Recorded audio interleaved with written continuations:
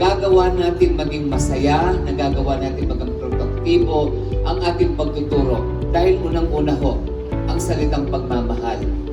Mahal natin ang mga mag-aaral, kaya tayo ay nagsusumikap upang sila ay matuto. Kahit tayo pagod maghapon, pag-uwi, babasahin uli ang ating mga lessons, ang ating mga libro, para i-prepare ang sarili natin sa susunod na araw. Napakaganda po ang pagbabalik ng mga mag-aaral dito sa Baguio City High School. Considering po na binisita po tayo ng ating regional director, ang ating superintendent, sa dami-dami po ng eskwelahan dito po sa region. Sa Baguio City ay dito pa sa Baguio City High School pumunta po ang ating top management ng DepEdCar at ang ating STO.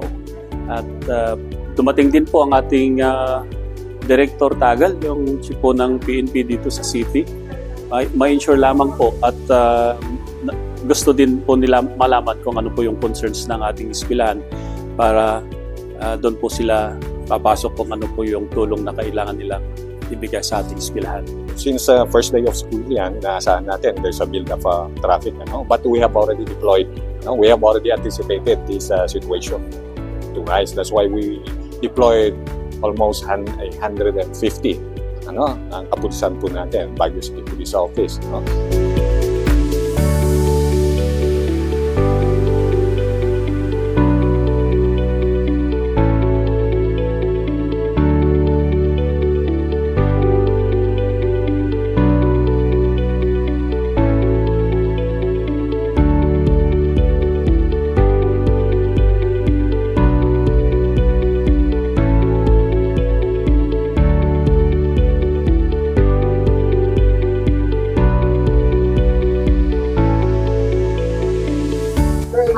Expect ko is mag-increase yung yung kaalaman niya, no? Kasi lalo na kapag nasa sport siya, so syempre mas priority natin yung academics, di ba?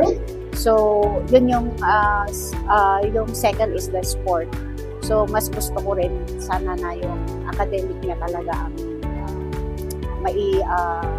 maayos at expect ko rin na yung mga kaya ko dinala dito para at the same time na yung maganda pa yung pamamalakad, gano'n. I'll try my best and kailangan ko po talaga yun kasi